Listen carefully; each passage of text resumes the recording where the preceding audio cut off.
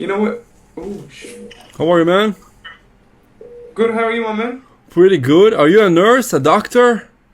I'm a doctor, my man. A What about doctor you? for what? In hospital. What about you? Where you from? I'm from Israel, from the Holy Land. Nice.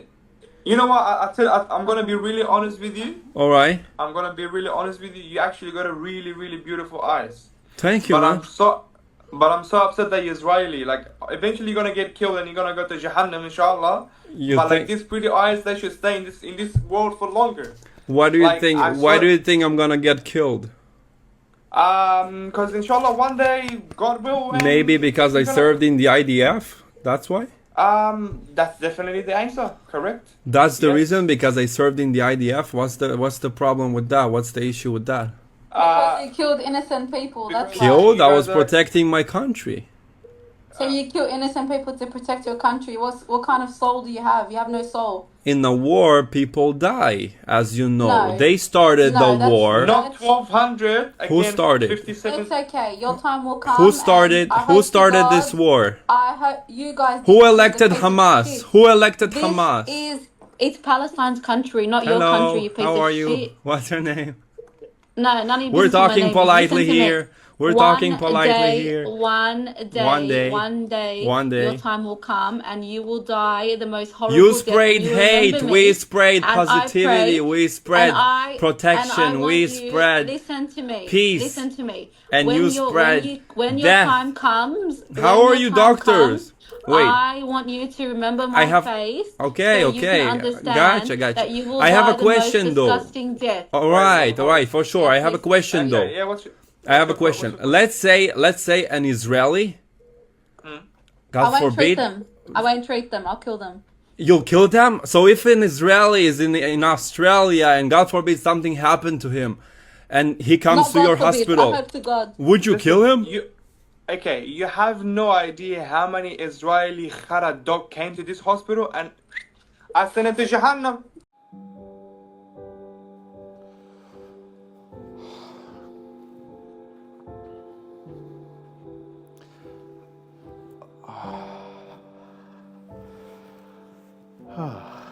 Hello, and welcome to Andrew's Clubhouse.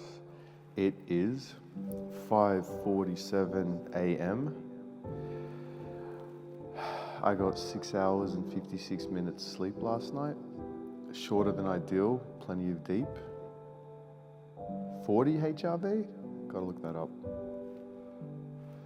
You're ready to take on the day. Thanks, Watch. I know I am. Watch is my best friend after my other best friend died of a lack of charity. That doesn't work. I hope everyone's well. I like doing these things, and I think I'm going to do a video every week now, one video a week of the main sort of episode until I reach episode 100, for which I have a very special episode planned if I have the balls to actually go through with it. But you know, we'll see how it goes. But look forward to episode 100. And this is episode 95. Oh my God. I've got almost 190 videos on this channel. I made most of them last year. That was crazy. I was so frantic and wild at last year, and I had so much anger. And I figured instead of me giving in to the anger, right, and harming myself or other people, I'll just make voice messages and do YouTube videos in it, right? And just talk through my feelings.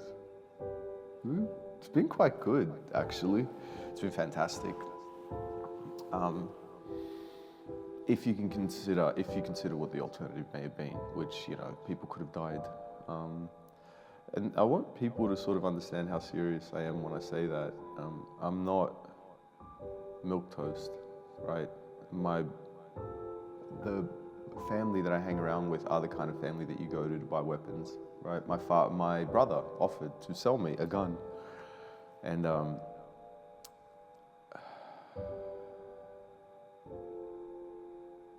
imagine if I got my hands on a gun. Ugh, what I would have done in that state. And that state specifically was, I'd say, March, April, May last year, when the cops sort of kept coming over, which, you know, I'm realizing now in hindsight, it was probably a good idea that the cops kept coming over, keeping tabs on me, you know. I was not making a secret of my feelings and my actions and, you know, where my heart was, right? Because I was concerned for myself and for my family. Not my wife and kids, because they were far away and that was fine. No, for like Saeed, Majid, Ami Maroon, pretty much, yeah. But if I saw them and I had a gun, I would have killed them. And there were people around me that, you know, I suppose I could have reached out to buy a gun. For example, my brother, Eddie, who offered me a gun without me even asking, which was lovely of him, and $10,000. I had that at the time, but, you know, it's not who I am, right? It's not who I want to be, right? That's not where I want to go.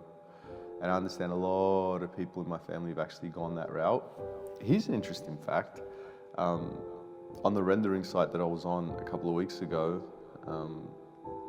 between 5 men working, there were 6 bullet holes, you know, in people, spread across 2 individuals, 3 bullets each, 1 in Australia and 1 in Lebanon. Yeah, and there's just a lot of that in my family. You don't see that, right, until you sort of like scratch a little bit at the surface, and then you reveal like who, the kind of people that my family, my extended community really are. And one indicator of that, one strong indicator of the insidious hatred and violence and vileness in my community is exemplified in the recent anti-Semitic, how would you say, anti-Semitic remarks, hateful hate speech by the New South Wales nurses who were working in the New South Wales hospital. I find that video so fascinating because it's not surprising in the least. Like, what was a Jewish Israeli IDF soldier expecting when he speaks to an Arab? I'm assuming the female nurse was Lebanese. What was he expecting? Lebanese Muslim, right? What was he expecting? Does he not know what area? Yeah, bro, motherfuckers hate Jews here, man. They think of Jewish people as murderers.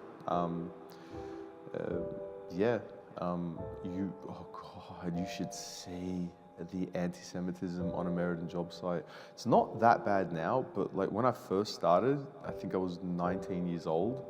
I was working in Piedmont on a site, I think Amy Street, across the road from Piedmont Park, just up the road from the fish markets.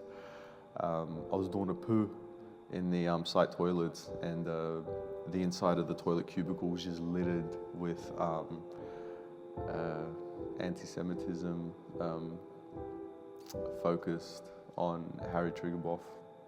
It's like, oh, okay, that's interesting. That's their boss. Like, the person that feeds, he's the person that pays them, but I suppose that's where the anti-Semitism that's where that sort of discomfort comes from. Like, you know, I'm getting paid by a Jew.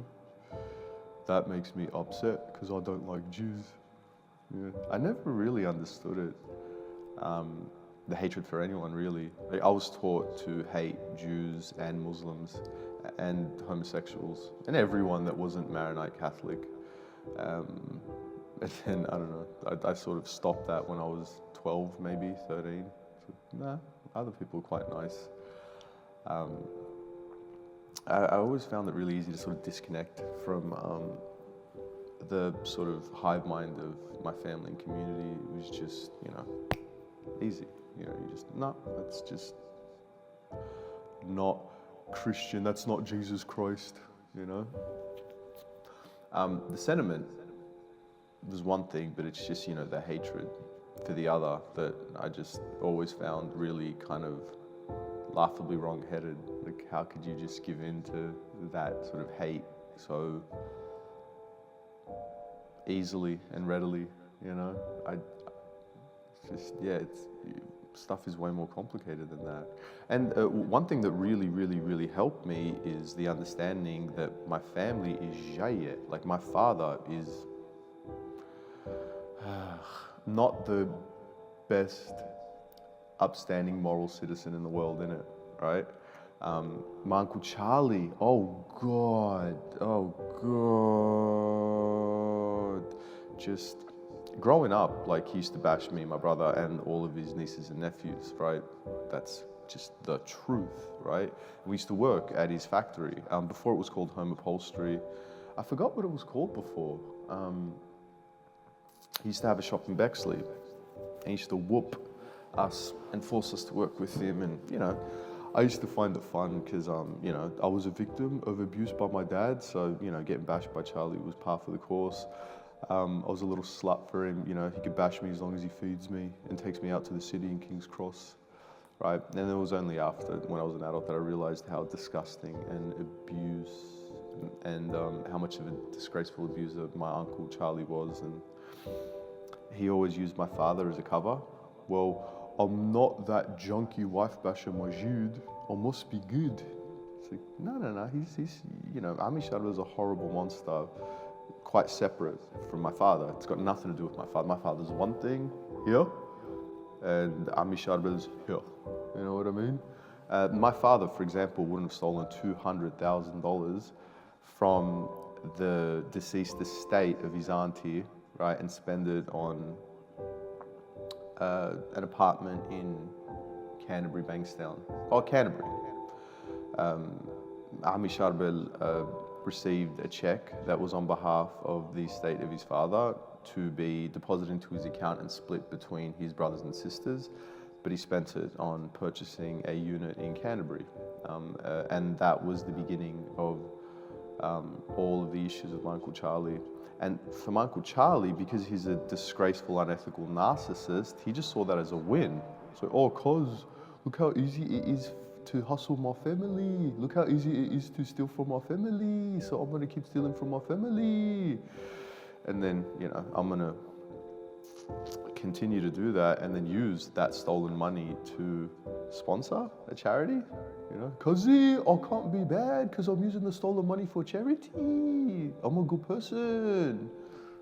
Father Lahoud, bless me. Can you please write me a character reference? Because I've bashed someone else and I might go to jail. I need you to tell them that I like God and Jesus Christ. Yeah, so the worst people by far in my life were my family, right? My aunts and uncles. So I didn't really understand why they hated Jewish people and Muslims so much. It's like I've never met a Jewish person or a Muslim person that's worse than my Uncle Charlie, for goodness sakes, or my father for that matter. Ami Maroon, evidently as well, like allowing the youngest brother to sort of, you know, walk all over him, you know, his display of sort of like utter cowardice in front of his little brother was just so pathetic to me, you know. Oh, and another person that spews such Islamophobic and anti-Semitic venom is Yousef, right? The director of ICA Group. Hopefully one day it'll be better than Osco, but my God, he's still snorting cocaine regularly. Like, what are you doing, Yousef? You can't be successful if you keep doing cocaine. It just doesn't work, man. It's like an oxymoron, you know. Success, cocaine. For some people it works. For you, it just doesn't, right? Because, you know, you're an addict. Dare I say, junkie, innit? Right? But the anti-Semitism that spews from Yousef casually is just disgusting. One of the first things that he said on my Flight Team Alpha, my WhatsApp group that I started when I was in Europe, and that was the beginning of the sort of pattern of using sort of social media and chat groups to try to get something across, because no one was understanding my feelings and what I needed. I added a bunch of people, and I added Yousef, and I think I was in Germany at the time, talking about how beautiful it was and all that sort of stuff. And yeah, he just messaged back Heil Hitler, which is, you know, classy. He embarrassed me so much. My father-in-law, Glenn, left the WhatsApp group because he didn't want to be involved with such hateful people. And I think for Yousef, he thought he was just joking, but it wasn't funny. It was never funny. And it's not a joke to him. He actually believes that sort of disgusting stuff. He actually believes a lot of disgusting things. He's very, very, very easily manipulated. The sad thing is he thinks he isn't, which is interesting. But yeah, man, the sentiment embodied in the interaction with the nurses and that, you know, gorgeous-eyed Jewish IDF soldier is accurate, right? It's based, yeah, it's quite consistent with my experience, you know? I understand the sort of hatred, like, it's not that, I mean, I understand where the sentiment comes from. That sort of, to say what they said was vile and disgusting. And I'm not, you know, I'm not agreeing with it at all. I'm just saying that I get it, like, because people have been like that all my life, right? And it comes from genuine fear of Jewish people. I never understood that. I don't get it. You know, my favorite philosopher was Edmund Husserl. That's, no one will understand this, but, you know, maybe one person might understand it. But his name was Edmund Husserl. He taught Heidegger, right? And Heidegger influenced Jean-Paul Sartre, and Jean-Paul Sartre influenced like Theodore Adorno, and then he started the sort of postmodern movement based on his book, The Dialectic of Enlightenment, right? So, oh my God, that's a lot of information. But anyway, Edmund Husserl was my favorite philosopher because he was a big proponent of transcendental phenomenology, right? Which ended up growing into existentialism, right? And he was Jewish. And Heidegger, the little fucking bitch, outed him, right? And removed him as part of the faculty in his university. Because that was around, I suppose, the 1920s, 30s, or 40s. I don't know exactly. And by the way, I don't know this exactly. I just remember when I was studying philosophy, not at uni, but like, because I was reading or listening to a lot of audiobooks about philosophy. And so if I was learning about a philosopher that I liked, but the subject was too dense and I couldn't get my head around it, I'd read these, I'd listen to these like audiobooks, like these 30-minute kind of short sort of introductions into a philosopher, and they talk about a philosopher's philosophy, but also, you know, the personal life and how their personal life influenced their philosophy. And I sort of admired Edmund Husserl because he taught Heidegger, and Heidegger, you know, being and time was fantastic, but I preferred being and nothingness, which was Jean-Paul Sartre's answer to Heidegger. But they all sprang from Hegel, right? Which is fascinating because yeah, Hegel was influenced Karl Marx, and the fundamental distinction between Hegelian sort of ideology and, well, yeah, Hegelian sort of ideology and Marxist sort of ideology is Marxist ideology was rooted in materialism, right? So money and labor and all that sort of stuff. Whereas Hegel, which preceded Marx, grew from Das Ein, which is the spirit, right? That's the fundamental kind of element that sort of drives a state, society, and all that sort of stuff, right? It's the spirit of the people, right? Transcendental, not material, right? It's the aura of the republic, let's just say. It's the sentiment that's embodied in the people, the hearts and minds, right? It's what is a country, what's a state about, what sort of binds them. It's not money, it's their ideology, it's their feelings, right? That's super brief simplification of it, but in principle, that's basically what it is. Yeah, and I realize like a lot of people that I like are Jewish. You know, Harry Triggerboff is a bit of a hero of mine because he started from nothing.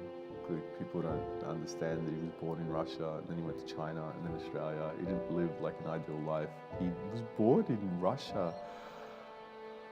God, during the Stalinist revolution.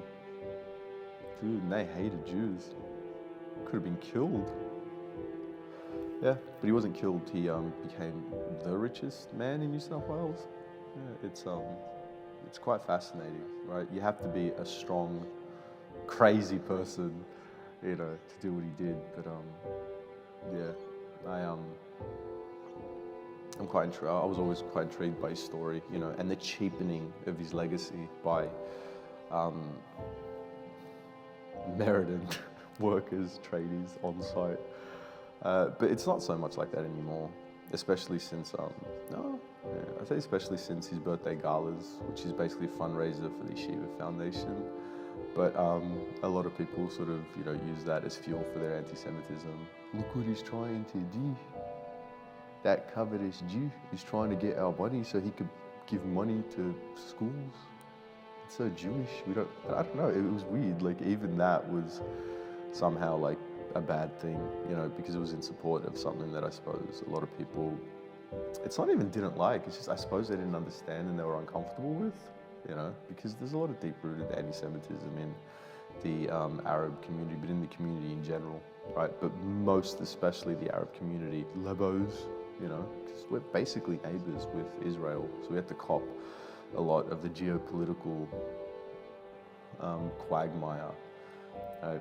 And yeah, Lebs aren't the best at dealing with issues, you know. They're not the best at de-escalating, so, you know. Yeah, they're just like, nah, cuz, we just hate both of them and we're cool. We're the best. We're the best. Look at the Jews and the Muslims, but us Christians, we're cool. We're cool. Us Christians fucking lost the war. And we gave the government to terrorists and thugs, Hezbollah, right? And, you know, the Palestinians elected terrorists and thugs as well because they were so thoroughly abused that, you know, they couldn't really tell the difference between a terrorist, a devil and a saint, let's just say, you know what I mean? They were very discombobulated, right, from the war. But anyway, you know, and by the way, that's not to say that Israel was without fault or anything like that. It's a very, very complicated issue, but it sort of hits home to me, and it always has, because the three other sets of bullet holes on that job site a couple of weeks ago were directly associated with the, you know, civil war in Lebanon, right?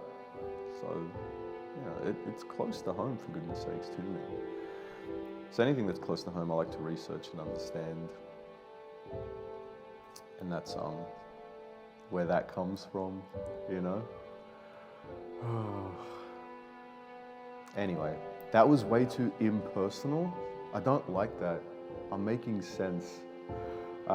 I just want to make this episode about how Yousef really hurt my feelings last year, and how I never expected anything more of him, you know, but having dealt with what happened to me last year, which is basically me having an absolute nervous breakdown because I was repressing a lot of unresolved family issues, right? And it all just came to a head in January last year when I lashed out and attacked my father.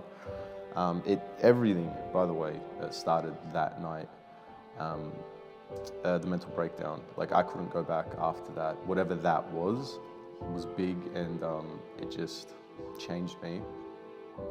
And it was going to take a lot of work to get me back to normal. And I don't mean normal as in go back to where I was, pre, like January 2024. It was like going back to where I was around my wedding, right? Because I'd sort of like, I'd moved myself so far from, I believe, the best version of me, which was captured around my wedding time, right? Bringing people together, having celebrations, making it all spiritual and like God-esque, right? It was amazing, and I was really grateful for that. And it wasn't a perfect event for me. I would have liked my mum and dad to speak to each other. They didn't. I would have liked my father to do a speech. He didn't. I would have liked to have the balls to do a speech, and I didn't. Right? The only person who had the balls to do a speech at my wedding was, my amazing father-in-law, Glenn Longbottom, a true soldier of Christ, right? An absolute avowed atheist and God hater for good reason. But when he sees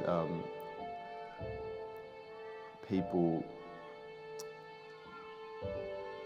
who go to church regularly and do such hateful and heinous things, it makes him more assured about, his choice to not believe in God, and to, mostly because, a lot of the people that believe in God are far more evil than, just evil, right? For example, my Uncle Charlie, thief, child basher, niece basher, right? These are confirmed things, right? Allegation is that he bashed his wife in Lebanon, well, when they're in their honeymoon in Greece, according to his brother Zulzul. But it was never confirmed. However, I realized that I have quite a large audience in Lebanon, so marhaba. If his ex-wife, watches this, I just want to let her know I'm really, really sorry for putting your photos up and saying, wife basher, all that sort of stuff. I'm sure that was really, really, really hard for you. It might not have been, but no one enjoyed me talking about their abuse, right? Because people are really, really uncomfortable with that, right? And I understand that. As a victim of domestic violence myself, I understand that we don't like talking about it. I get that, and I'm sorry for that, but I'd love to have a chat with you. So reach out, or I might just reach out to you. If I can ever get through to my Uncle Zulzul, I'll ask him about that. And side note, I figured out what's happening with Ammi Zulzul. So someone's blocking my number on other people's phones. So my Uncle Zulzul's number is blocked, right? And I asked Rita Toke to speak to him, to get him to call me, and he answered her straight away, and he called me, and I missed the call. This was months ago, but he was adamant, right? I did not block his number, I promise, Rahmat Bayi, I didn't block his number. And ya ammi, that's not the point. I'm saying that the number is blocked. You didn't do it. I know you didn't do it, right? But can you just check? And I realized, he can't check. He doesn't know how to use phones. So, yeah, I'm going to have to figure that out. So, I have to get my hands on him, and then my hands on his phone, and then unblock my number that way. And the reason why I say that so confidently is because that's what was happening with my father. I don't know who it was that was speaking to him. It might have been Walid, I don't know. But someone checked his phone and checked my number in his phone and saw that it was blocked and just unblocked it. And my father doesn't know how to block numbers. So someone is preventing, the much needed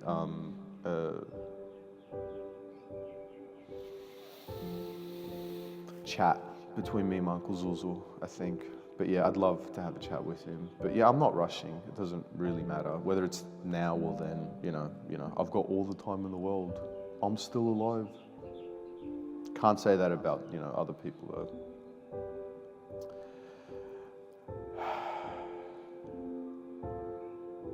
That was a long digression. I forgot what I was talking about. Yousef, right?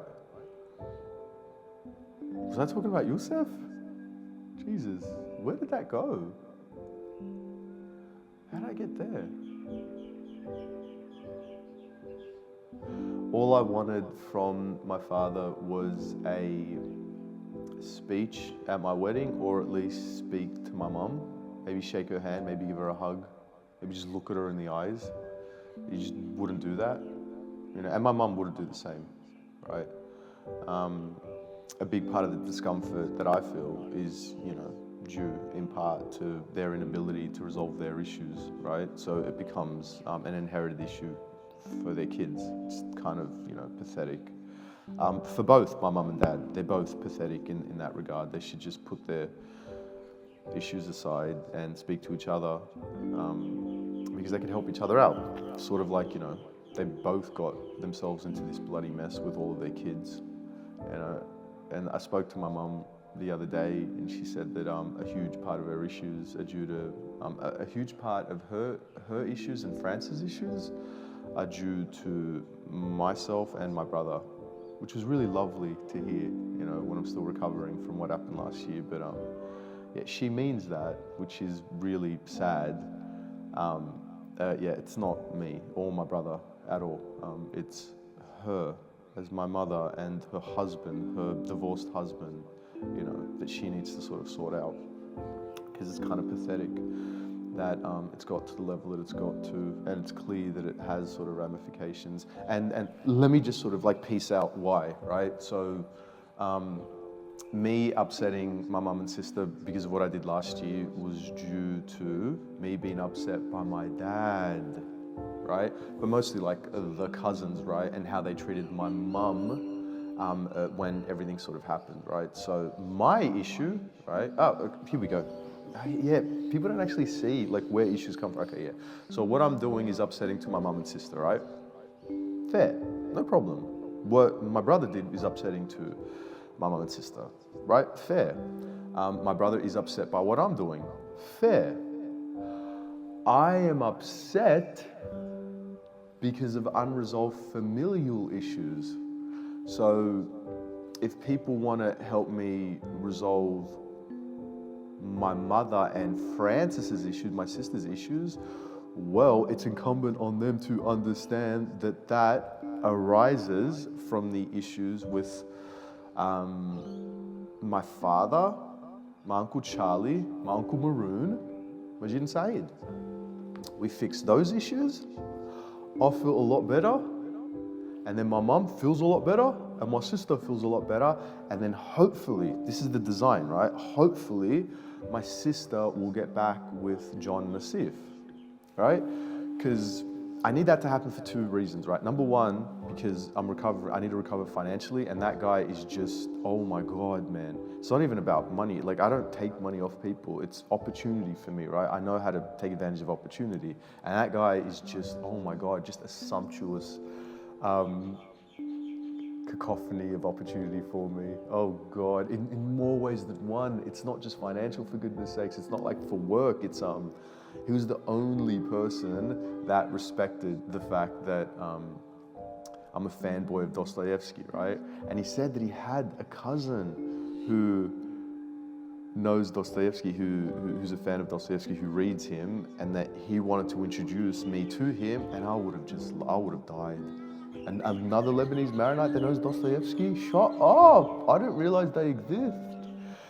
Him and my sister broke up before that, right? Which is very selfish of my sister. And I'm realizing that it's sort of facts like that that make me a narcissist, right? Because I don't really care about, you know, my sister's hurt feelings. I just care about the fact that, like, I couldn't hang out with John's cousin and talk about Dostoevsky. It's interesting.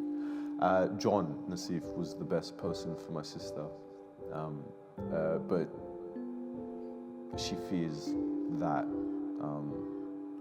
and I've seen that so often. It's like when you present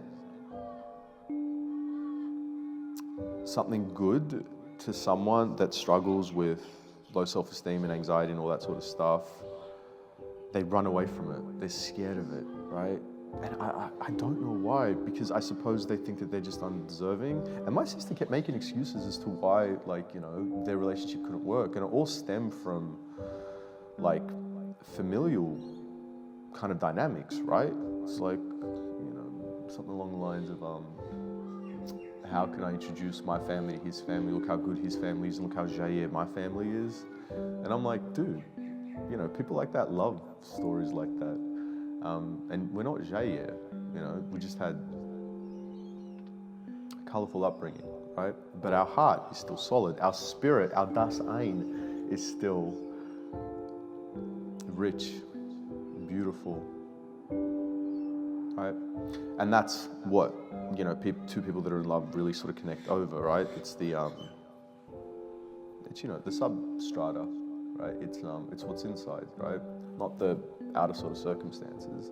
It's how people sort of rise above their circumstances, like I was doing my entire life. And then, you know, I just had a really big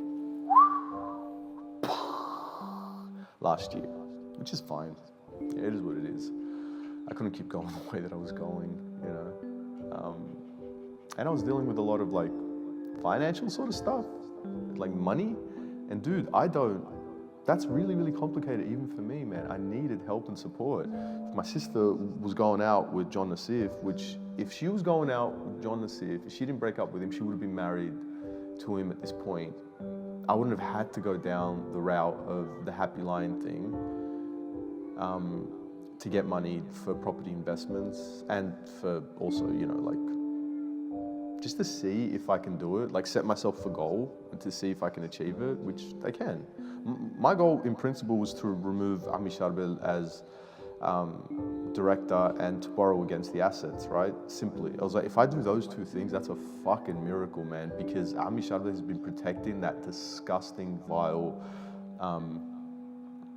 organization, Happy Lion, like a rabid pit bull for 14 years, and no one could sort of like, you know, pry him away from it. And, yeah, I did it in a few weeks.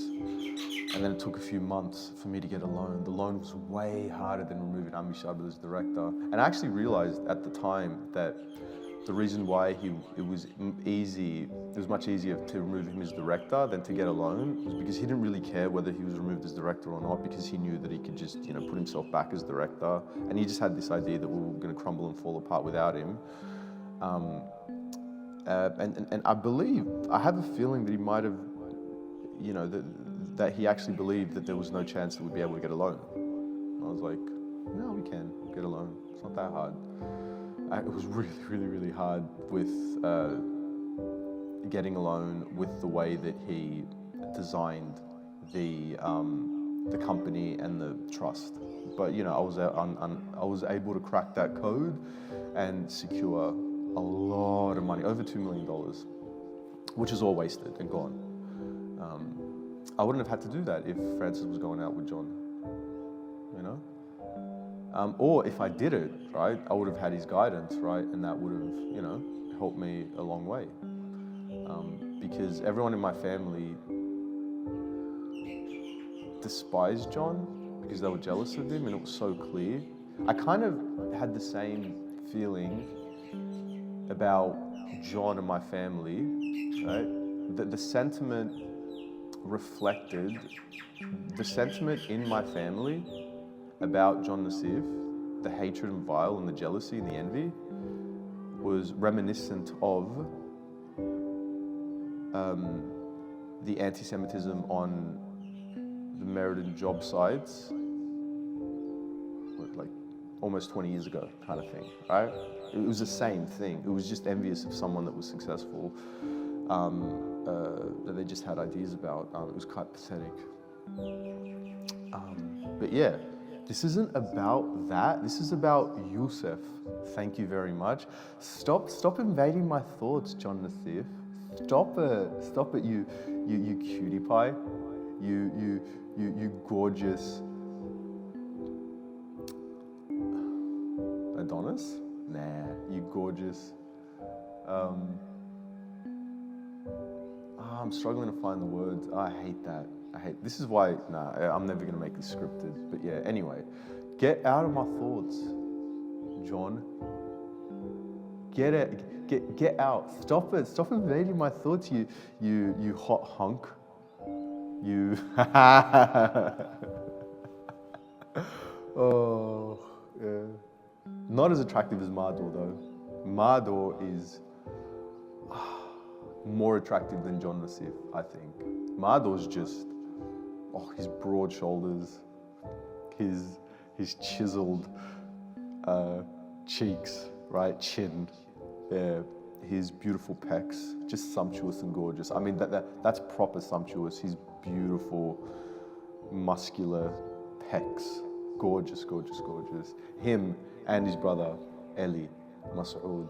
But Mardor's way more attractive than Eli Mas'ud, his brother, and John Nassif. He's just another world of beauty. I just love him. On to Yousef.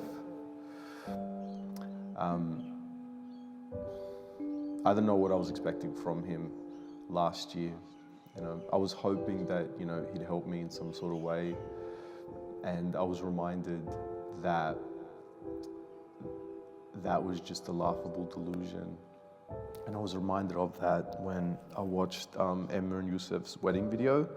I'll post a link to it because I think it's important. It'd be nice for people to rewatch that, and just support the ideal that Yousef and Emma were striving for.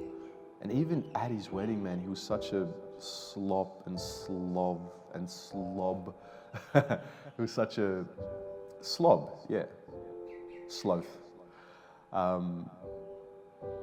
Drunk and just hopped up on so much cocaine. He was freaking out when Tony was doing a speech. He was doing a speech for him, and my God, Tony, the amazing, beautiful, confident, well-spoken, well-dressed orator, he gave Yousef a speech for his wedding. It was so lovely. I love that speech, man. It was the best. Yousef was having a panic attack. Even though Tony was doing the speaking, just someone speaking about Yousef and having the attention on Yousef, at the wedding reception, freaked him out, right? If you zoom into his face, he's just freaking out, man. And he told me afterwards, man, that it was freaking him out. But you could tell when you zoom into his face that, it was just the cocaine and the alcohol that was just messing up with his mind. He was just, dude, he's so pathetic. Because even at the end of his wedding, and talk about an ideal, right? Oh my God, I can't believe I felt a particular way about Yousef at his wedding. I think I mostly meant that about Tony. I mean, Tony was the real shining star of that wedding. Yousef was having a lot of fun, right? Which is fair, but he was drunk and just hopped up on so much cocaine. He didn't know where the hell he was. At the end of the wedding reception, Emma and Yousef sort of walked through the tunnel of, people's hands, kind of like, arranged in a triangle kind of thing, right? They get out, and then Emma goes one way, that, they're supposed to leave together, right? Yousef turns left and starts hanging out with the boys and leaves Emma hanging. How rude. Dude, they hadn't even been married for hours and he's already been a jerk and he's already valuing the boys over his wife. What did you ever see in him, Emma? I don't get it. That is so frustrating. You should have married Tony. Jesus Christ. Yousef said to me that when he was complaining about Candace, right, the last time I saw Yousef, I really didn't want to see Yousef because I knew that he couldn't offer me anything and he was just going to upset me even more because I was so sensitive at that point, man. And I know that I was calling out to him, but just because I was upset that Tony died, right? I didn't actually want him. God forbid, you know, I used Yousef for emotional support. Yuck. Yuck. That thought literally makes me nauseous at this point, man. He couldn't even offer emotional support to his wife on their wedding day. God. What Yousef told me that day was that Halim should have died instead of Tony, right? And I was like, oh, that's horrid that you'd say that. But what I'd say is that, I'm just going to say it. Yousef should have died, not Tony. Yousef should have died of leukodystrophy, right? If Yousef died of leukodystrophy, Tony would have had to step up, right, and support Emma financially and emotionally, and he would have supported Emma financially and emotionally far more than Yousef ever could. Yousef spends an overwhelming majority of his income on cocaine, for goodness sakes, right? He's put his wife through so much turbulence and turmoil, right? Financial and emotional, right? Because of his addiction to cocaine, right? Tony never had that, right? That's what Tony meant when he said he's tried for 25 years, right, to make Yousef more like him, but you know, he'll never change, right? And keep doing him until the day that he dies. And what he meant by that is be this aloof, disgusting, disgraceful person, this scab that scabs money off people, right? And doesn't do anything himself and is a lazy swine, a junkie and a disgrace and an embarrassment. Tony was none of those things. Tony was amazing. Tony was a gentleman. Tony shouldn't have died. Tony should still be alive.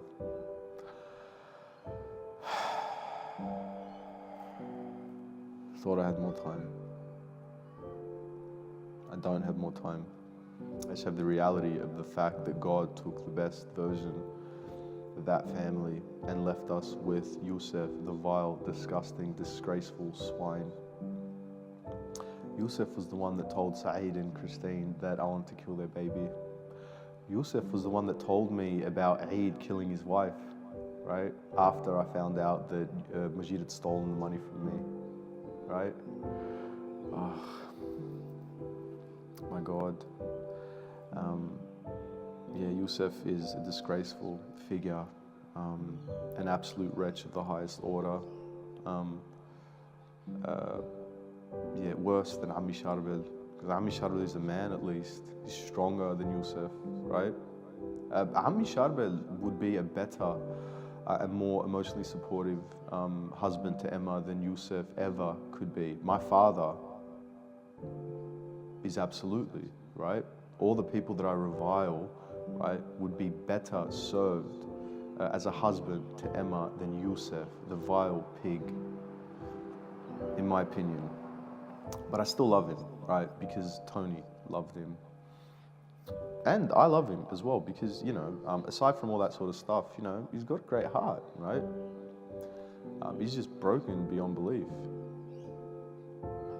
I hope he gets better, you know, I hope he lives up to the ideal that both me and Tony want for him. I just don't know if he ever will.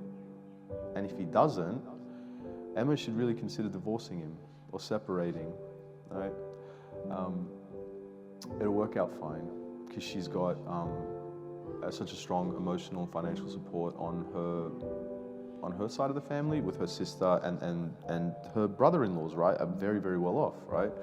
The court would sort of force child support on Yousef, right? And he'd probably end up paying more than he does without that because, you know, left to his own devices, he'll just spend money on cocaine. Yousef is a disgrace, in my opinion. But yeah, you know, I don't think anyone should get divorced or separated, you know. I know how hard it is for, you know, me to be separated from Emily, you know.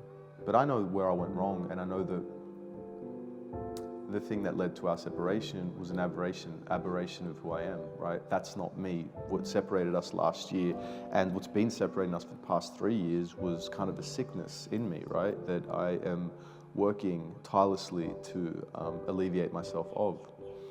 Part of what this YouTube channel is an attempt to rescue myself out of that sort of darkness and misery, right, and into the light, right, where I speak openly and honestly about my feelings, thoughts, feelings, and experiences in the Lebanese Maronite community in Sydney. I think it's a valuable insight, you know, and I think, you know, people are gravitating towards it, you know, and I'm really, really, really grateful for the people that listen to this episode. I hope they get something out of it, you know. I'm just speaking my truth, right? But sometimes in doing so, sometimes in doing so, you inspire people as well, unwittingly, you know. I mean, I hope that it does have a positive impact on people. And I hope it has a positive impact on the people I'm being mean to, like Yousef and Ami Sharbel.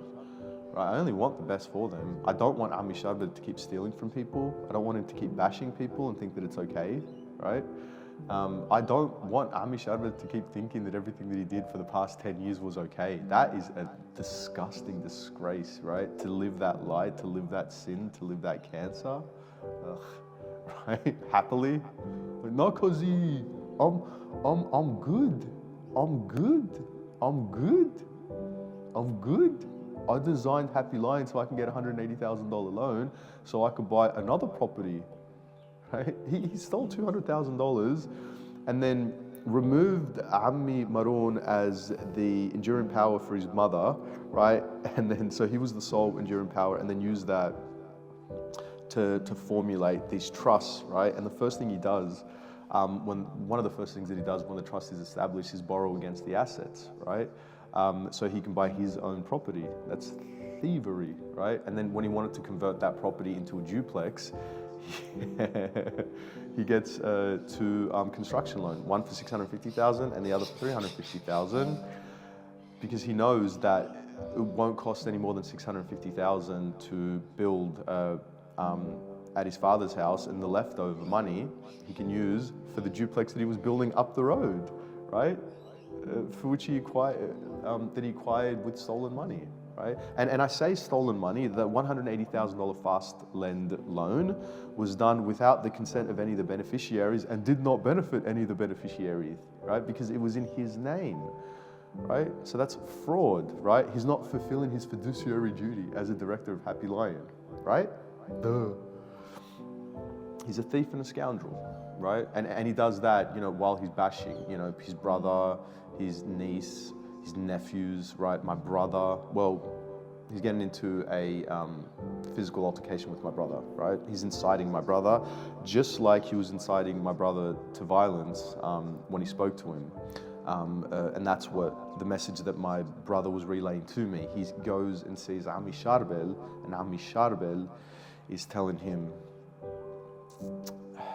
to basically break my legs and break my laptop, because that's, you know, if you scratch a little bit beneath the surface of Ami Sharbel, that's who you get, a violent aggro monster, right? Who wants to break my legs and laptop, right? Even at my worst, I don't think I ever, no, I don't want to say that. I mean, I just recently said that, you know, I could have killed Saeed Majid. The thing is, I didn't, and I didn't want to, right? And I was happy just to sort of leave it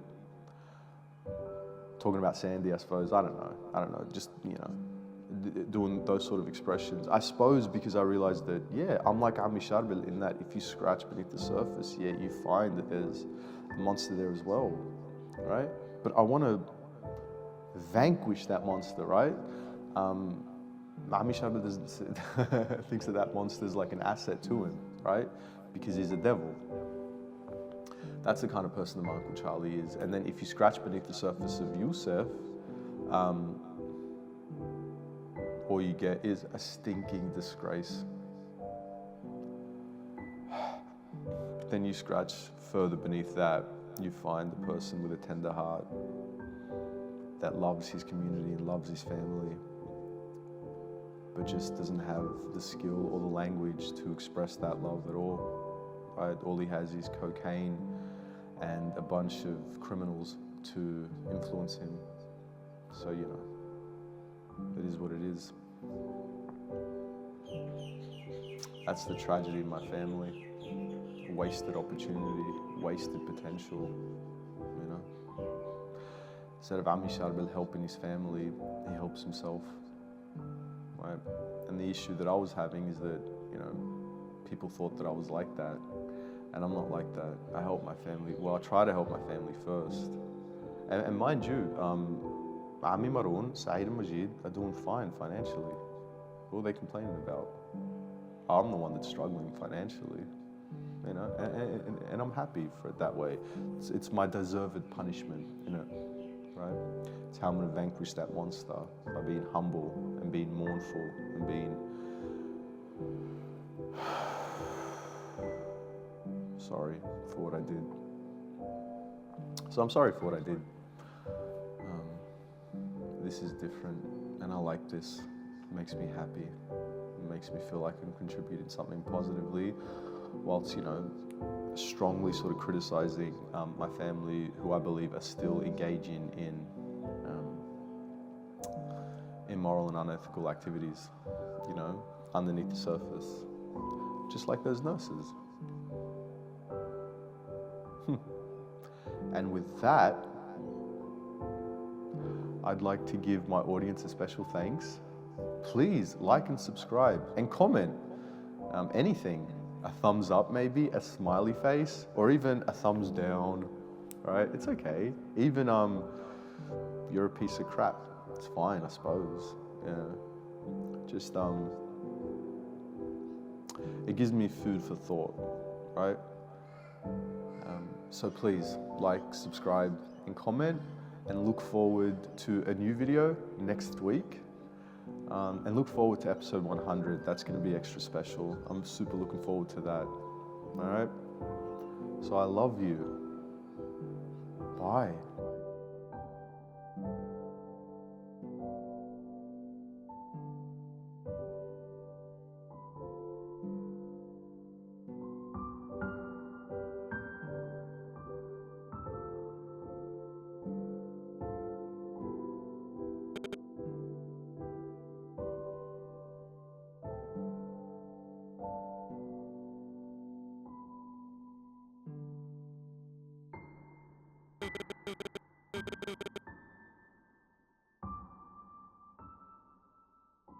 Yousef, just do you till you don't. Do you till you don't. Do you till you don't. Till you don't. Till you don't.